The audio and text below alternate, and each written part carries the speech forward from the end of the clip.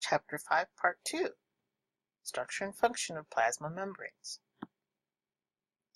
Transport through this plasma membrane is important for cell function. The cytosol composition is different from the extracellular fluids. In other words, there are different chemicals dissolved and suspended in the cytosol and the cytoplasm than the extracellular surface of the cell. And so we have to get materials back and forth. We have to bring nutrients in, we have to dump waste materials out, or maybe manufactured products that were made in the cell have to be transported out. As such, the biological membrane is selectively permeable. Some molecules can easily pass through, and others cannot. For a transport mechanism across a biological membrane, let's see what can occur across the membrane. Energy and organic molecules from food. Before we can use the molecules we eat, they have to enter our cells, starting with the cells lining the small intestine. Let's zoom in to the surface of a cell. The plasma membrane is selectively permeable. Some molecules can move across it, while others cannot. How do materials enter and leave cells?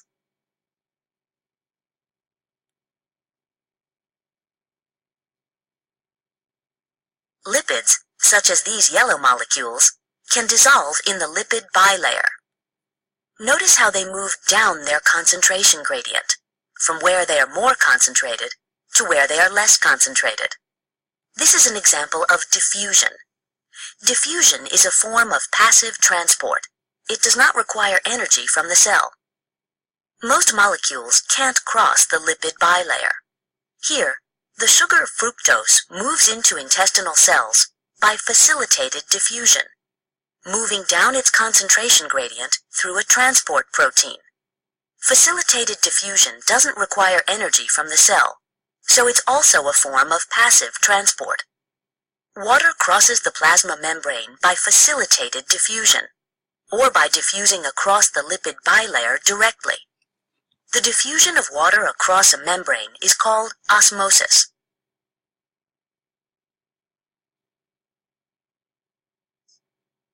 The sodium-potassium pump moves ions against their concentration gradient, from where they are less concentrated to where they are more concentrated. This requires energy from the cell, and is known as active transport. Energy from ATP is used to move sodium ions out of the cell and potassium ions in.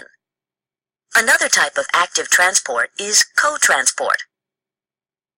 Here, both sodium ions and glucose move into the cell through a co-transporter protein.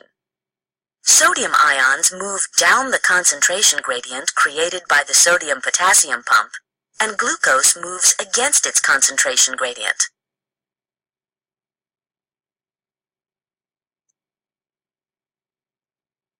Now let's move to the other side of our intestinal cell. Materials can be exported in vesicles that fuse with the plasma membrane and release their contents outside the cell. This process is called exocytosis. In endocytosis, the plasma membrane pinches in, forming a vesicle that contains material from outside the cell. On this side of the cell, we can also see oxygen and carbon dioxide diffusing across the lipid bilayer. Cells use all these processes to get what we need. Transport across the membrane can either be passive or active. Passive means requiring no energy, and there are two types of passive transport: simple diffusion and facilitated diffusion. In passive transport, no energy is required, and we're moving materials from an area of high concentration to an area of low concentration. For active transport, energy is required, and generally we're moving materials against a gradient. We're moving them from an area of low concentration to an area of high concentration. For passive simple diffusion, we're going to be transporting materials across the biological membrane without energy from an area of high concentration to low, And that's going to continue once and until we're reaching an equilibrium, where we have an equal number of the same materials on both sides of the biological membrane. Diffusion does not require a biological membrane, so diffusion can occur in just an open area. Let's say you've made a cup of coffee in the kitchen and you're sitting in the living room. Diffusion of the molecules of the scent of that coffee can occur from your kitchen to your living room. That's when you're sitting in your living room, you can smell the coffee brewing. So diffusion does not require a biological membrane. We're simply moving molecules from one area of high concentration to an area of low concentration until an equilibrium is achieved. If there is a biological membrane, diffusion can occur with small nonpolar molecules like oxygen, carbon dioxide, and small lipid hormones. Factors that affect simple diffusion, there are numerous. Make certain that you understand and know what these different factors are. The concentration gradient. The greater the difference, the faster the diffusion. Small molecules diffuse more quickly than large molecules. Temperature. The warmer the temperature, the faster the diffusion. Solvent density. Dehydrated substances increase the density of the cytoplasm and reduce the diffusion rate. So the more hydrated the environment, the faster the diffusion. Solubility.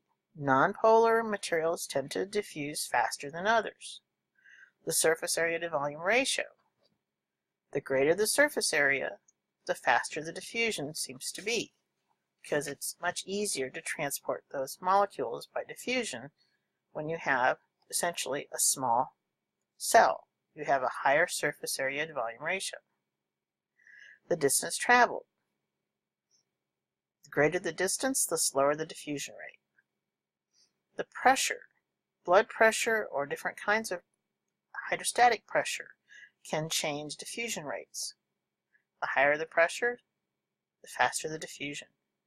And the charge or net charge, if something is positively or negatively charged, will essentially affect diffusion. Something that's highly charged will not easily pass by diffusion through biological membrane. Facilitated transport, we have two kinds of transport proteins. Again, we're simply passing materials from an area of high to a low concentration without any extra energy involved, but we do need some type of helper protein. The transport protein for facilitated diffusion or transport can be a channel protein or a carrier protein. A channel, as the name implies, is an opening through the biological membrane. A carrier, as the name implies, carries the substance across the biological membrane. For a channel protein, we have an opening through biological membrane. That channel is a protein with an empty space through the middle. Examples of types of channel proteins are aquaporins. Aquaporins were discovered in the early 1990s, and until then were largely undiscovered and unknown. But aquaporins are found in virtually every type of cell, and they're specific for the transport of water. It allows water to much more easily pass from between the external surface and the cytoplasm of a cell. Muscle cells also have gated ion channels that allow muscles to contract. So channel proteins are very important for facilitated diffusion. Carrier proteins, as the name implies, are special proteins embedded in the cytoplasmic membrane or biological membrane that carry or allow materials to be passed from one surface to the other. Glucose transport proteins are one example. They're going to capture glucose and carry that glucose through the biological membrane. For active transport, we're always going to need some kind of source of energy. Primary active transport uses ATP as an energy source. Secondary active transport uses an electrochemical gradient. In addition to having some kind of energy resource, we're also going to be transporting chemicals from an area of low to high concentration, or perhaps against an electrochemical gradient, like a hydrogen ion gradient. So for active transport, it's like pushing a rock or a big boulder uphill. We have to do a lot of work to get those chemicals transported, but it's something that the cell really needs, so the cell will use that type of active transport. Osmosis is the diffusion of water across a biological membrane. So there are two mechanisms that we can transport water across a membrane, either by osmosis, passive diffusion, or use of channels in the form of aquaporin. Osmosis was known and understood for decades. It's only the recent discovery that aquaporins can also facilitate the transport of water across a biological membrane. Now we're going to focus on osmosis and what osmosis is and does for a cell. Osmosis is going to depend on what we call osmolarity or osmotic pressure. The osmolarity/osmotic pressure is the concentration of solutes, dissolved or suspended in water, both inside or outside of a biological membrane. Osmosis will occur, this kind of passive diffusion of water will occur across a biological membrane when there's a difference in osmotic pressure on either side of a biological membrane. Here's an example, and it's actually hard to find a good example to show students as an illustration of osmosis. In the center of the top illustration, we have a semi-permeable biological membrane. On the left-hand side, we have sugar molecules dissolved in the water. The sugar is depicted by white dots, and the water is black. On the right-hand side, we simply have water. On the left-hand side, we have a sugar suspension or sugar solution. If we look on the lower image, where osmotic pressure is higher on the left, we have transport of water from the right to the left. That's osmosis, trying to equalize the osmotic pressure on both sides of the biological membrane. The osmotic pressure, in other words, the concentration of material in a solution surrounding a cell, does make a difference in what we call the tonicity of the cell. A hypertonic environment or extracellular fluid has a higher osmotic pressure or osmolarity than the cytoplasm or the cytosol of the cell. We have more chemicals on the outside compared to the chemical concentration or osmotic pressure on the inside. So when we place a cell in a hypertonic solution, like placing a cell in a sugar water solution, water will leave the cell trying to equalize the osmotic pressure on both sides of the membrane. So when the water leaves the cell, as the illustration in the bottom shows you, the cell essentially shrivels up. It's like placing a cell in a sugar solution or a salt water solution that's very salty. An isotonic solution means that the osmotic pressure or the osmolarity is the same on both sides of the biological membrane. So water does not move inside or out. The cell has the best environment for that structure. A hypotonic extracellular fluid, hypo meaning low, has a lower osmotic pressure or osmolarity than the cytoplasm of the cell. Because there's more stuff on the inside of the cell, the osmotic pressure is higher on the inside of the cell compared to the outside. So the osmotic pressure is lower on the outside of the cell. The extracellular fluid actually enters into the cell. the water is transported into the cell, again trying to equalize the osmotic pressure on both sides of the biological membrane, and you'll see that the cell swells up. In fact, if enough water enters the cell, when you place the cell in a hypotonic extracellular fluid, the cell will swell up to the point that it busts open or undergoes what we call cell lysis. Lysis means the rupturing or the busting open of the cell. So hypoextracellular fluid, a hypotonic extracellular fluid, has a lower osmotic pressure and the cell swells up and ruptures. A hyper, or meaning above the tonicity, hypertonic extracellular fluid has a higher osmolarity or osmotic pressure. Water leaves the cell and the cell shrivels up.